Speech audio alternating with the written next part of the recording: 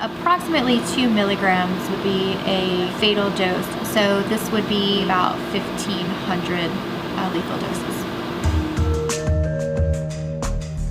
The United States is in the grips of an opioid crisis. According to the CDC, more than 33,000 Americans died of opioid-related overdoses in 2015.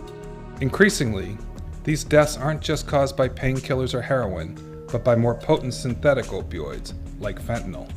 Chemists at the DEA's Special Testing and Research Laboratory in Sterling, Virginia, say that since 2009, the number of new synthetic opioids sold on the street has grown. More and more, we are identifying new substances here in our laboratory and new classes of drugs that haven't really been encountered in seized drug evidence submitted by our special agents in the past.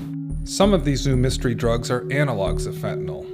An analog is like a drug's chemical sibling, structurally similar but with very different personalities.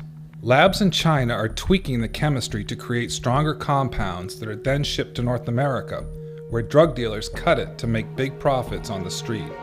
These new analogs are impossible to fingerprint in the field. Lab work is needed to ID these dangerous new killers. It's impossible to tell just from looking at it that you're handling or encountering one of these really potent, dangerous synthetic drugs.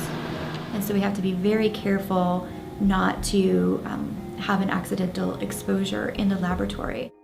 To protect lab workers against accidental overdoses, they keep an overdose reversing drug, naloxone, close by. It often happens that in our laboratory, we'll identify a new fentanyl type compound that's never been identified before.